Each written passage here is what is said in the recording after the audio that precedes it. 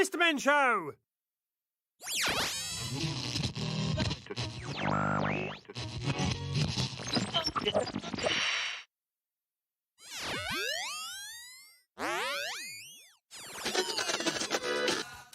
What would the good people of Dillydale do without their radios?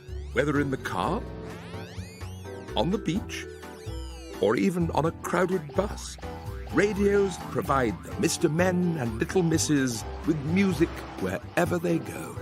Of course, there are those people like Mr. Grumpy who don't like the radio. I'm so glad you could join me, Mr. Grumpy. Having someone along makes these little outings so much more fun. Look, Mr. Happy, I'm not here for fun. I'm here because you told me we'd be stopping at the Museum of Fish. Now, if you don't mind, I'd like to ride in peace and quiet, so please button it. I won't say a word. We'll just enjoy our drive. I bet. Are you gonna whistle the whole journey? Oh, what was I thinking? Why whistle when there's a radio in the car? I love a good polka. You would. Are you sure that's not distracting you from your driving?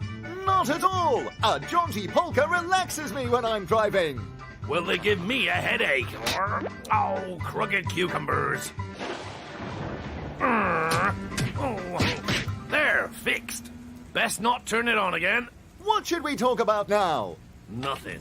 Why, it's Mr. Nosy and Mr. Small. Their car must have broken down. What a shame. Just keep going. But we have to at least offer them a ride. Says who? Need a lift, fellas? Your timing could not be more perfect, Mr. Happy. We were going to the Museum of Fish, but our car broke down. What a coincidence! Why, Mr. Grumpy and I are on our way there right now. Ha ha! This calls for a little music. No, it does not. Don't be a Mr. Grumpy now, let's move to the groove. The beat is hot, and this is the spot. Come on and get down on the Dillydale dance floor. Dinosaurs on the loose. You better rock those bones! Rock those bones! High in the sky. There's nothing that can stop you as long as you try. Reach high as the sky and dream. Stop the car. Thank you for getting me this far, Mr. Happy. I'll walk from here. But it's pouring with rain. I wouldn't care if it was a blizzard. There is no way I'm spending another second in that car, listening to that racket. That's the spirit, Mr. Grumpy. You have a wonderful walk. We'll see you at the Museum of Fish. Why didn't I take the bus?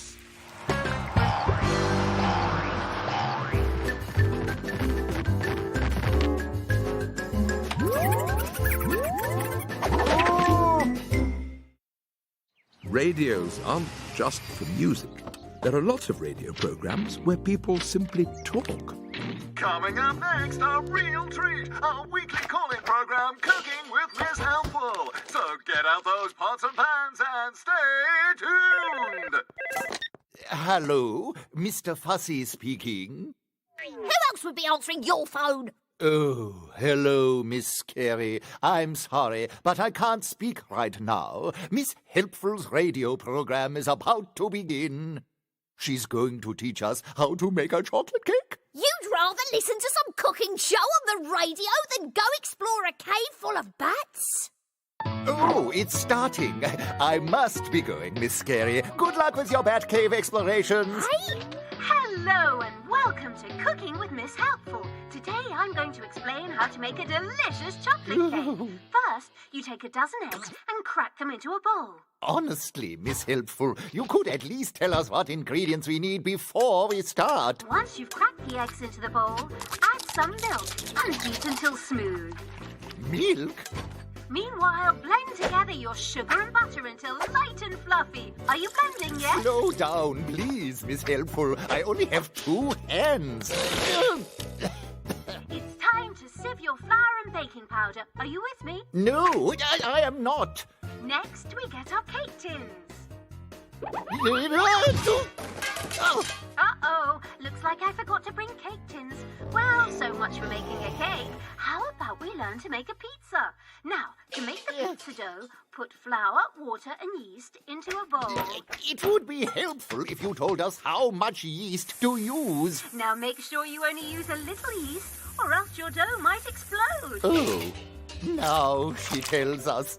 Ooh, looks like we have a caller.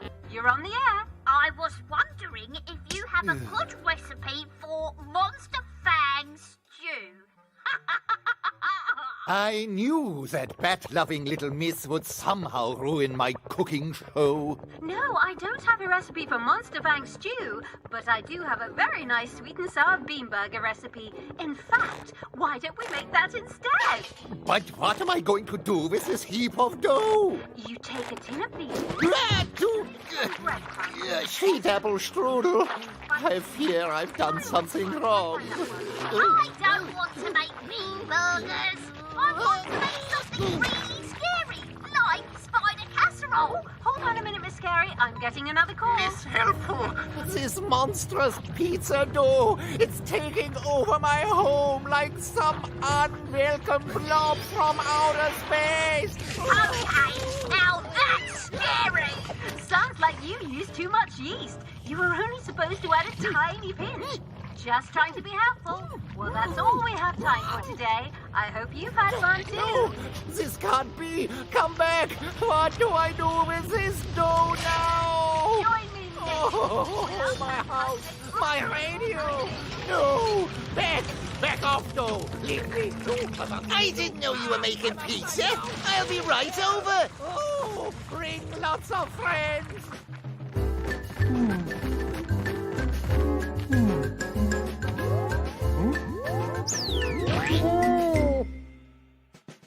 The best place to buy a new radio is at the Dillydale Electrical Shop. Just as long as the right salesperson is there to help. Hello, Mr. Rude! Mr. Scatterbrain. You are the salesperson? Yes, and the pie maker. I want to buy a radio, not a pie. Have it your way. Oh. What kind of radio do you need? I want a clock radio to wake me up in the morning. I have just the thing. This is our very popular farm radio. Only instead of music, it moves. I do not want a radio that moves. I want one to play music. Why didn't you say so?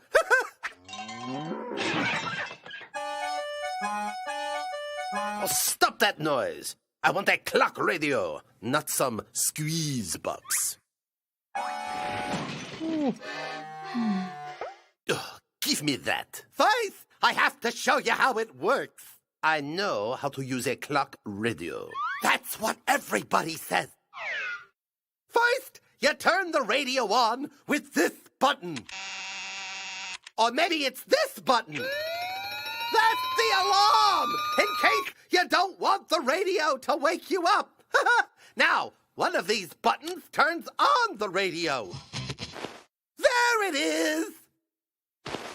I am taking my clock radio home. Are you sure you don't want a pie to go with that? You are a nincompoop. Whoops. My radio. Sorry, but that was the last clock radio we had in stock. But here, take Tyrone. He's really very good at waking people up in the morning. Ooh.